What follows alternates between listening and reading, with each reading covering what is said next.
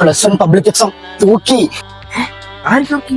Teacher നോക്കി. എന്റെ മൈക്രോബിറ്റ് full teacher നോക്കി. എനിക്ക് കൊണ്ട് ഒരു ടൈം കുല ചെയ്താൻ പറ്റില്ല. ഞാൻ പഠിച്ചു തോക്കും. നീ ഇപ്പൊ എക്സാം കിട്ടോ? അപ്പൊ നീ ജയിക്കൂ? അതില്ല, അത് ഞാനെന്തോ. അങ്ങനെ പറ.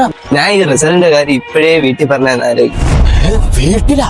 പോടാ, നിനക്ക് ഭ്രാന്താടാ പന്നി. അതല്ലടാ, പിന്നെന്തൊരു ഭ്രാന്തല്ലേ? കട്ടാണ് പന്നി. ഞാൻ പറഞ്ഞ നമ്മളെ മാതാപിതാക്കൾ നമ്മളെ റിസൾട്ടിനെ പറ്റി എന്തൊക്കെ ആലോചിച്ചായിരുന്നു വെച്ചിരിക്കുന്നത്. ആ പ്രതീക്ഷകളൊക്കെ ഒറ്റ ദിവസം കൊണ്ട് ഇല്ലാതാകുമ്പോ അവർക്ക് എത്ര വിഷമമാണ്. വെറുതെ എന്തിനാണ് ആ പാവങ്ങൾക്ക് നമ്മൾ പ്രതീക്ഷ കൊടുക്കുന്നത്? അത് ശരിയാടാ, ഞാൻ വീട്ടിൽ പറയാൻ പോകും. ഞാൻ എന്റെ ചൂട് പൊള്ളി. അച്ഛാ, എനിക്കൊരു കാര്യം പറയാണ്ട. പ്ലസ് 1 തുടങ്ങിയപ്പോ ഞാൻ അച്ഛനോരോ വാക്കൊക്കെ തന്നിട്ടുണ്ടായിരുന്നു. പ്ലസ് 1 ഞാൻ നല്ലപോലെ പഠിക്കുന്നു, പഠിച്ച് ജയിക്കുന്നു, ഡബിൾ പാസ് അല്ലെങ്കിൽ ഫുൾ A+ വാങ്ങുന്നു. നമുക്ക് എന്താടാ ഫുൾ A+ കിട്ടൂലേ? ഡബിൾ പാസ് അടിക്കോളാ? ഇല്ല അച്ഛാ, എന്നെ കൊണ്ടാകും പറ്റൂല അച്ഛാ.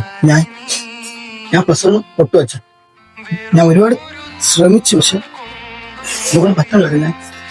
ഞാൻ പ്ലസ് 1 തോറ്റ അച്ഛനെ വേണ്ടതാവും അച്ഛൻ. ആഹാരത്തിന് മുന്നിൽ കരയുന്ന ഫുഡ് കഴിക്കണം. പിന്നെ നീ ചോദിച്ചില്ലേ എന്നെ വേണ്ടാതാവുമെന്ന്? എന്നെ വേണ്ടായിരുന്നെങ്കിൽ ഇത്രയും കാലം നിന്നെ കഷ്ടപ്പെട്ട് വളർത്തേണ്ട ആവശ്യം ഉണ്ടായിരുന്നോടാ?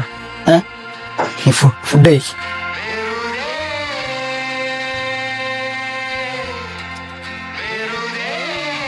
ഈ വീട്ടിൽ നിന്ന് നീ കഴിക്കുന്ന ലാസ്റ്റ് സഫറാണ്. ഇതും കൂടെ കഴിച്ചിട്ട് മക്കളെ വീട്ടിൽ നിന്ന് അറിയിക്കും. എങ്ങനെ? പിന്നെ പ്ലസ് 1 8 നില പൊട്ടിട്ട് ഈ വീട്ടിൽ നിന്ന് ചോറ് ചെയ്യുന്ന മക്കൾ വിചാരിച്ച എന്താ ഇങ്ങനെയൊക്കെ? എങ്ങനെ ഓക്കെ ഇറങ്ങി പോകാൻ നായിന്റെ പോലെ എന്റെ വീട്ടിൽ.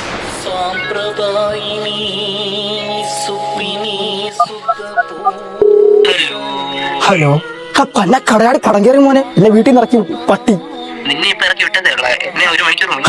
ഫസ്റ്റ് നീ ഇപ്പൊ എവിടെ? റിസൾട്ട് പറഞ്ഞ കാര്യം വീട്ടിൽ പറയാനാണെങ്കിൽ റിസൾട്ട് പറഞ്ഞെങ്കിലും വീട്ടിൽ നിന്ന് ചോറില്ല. ഞാൻ അച്ഛൻ മാത്രം ഇതിന്റെ ഇത്ര മനസ്സിലായി.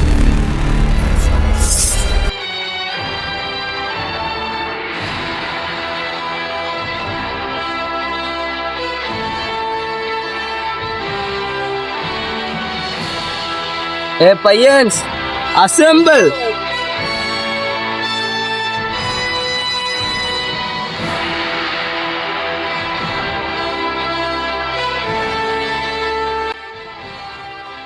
എന്താ ഇതൊക്കെ? ഇത് നമ്മളെ ഗ്യാങ്ങും പയ്യൻസാ.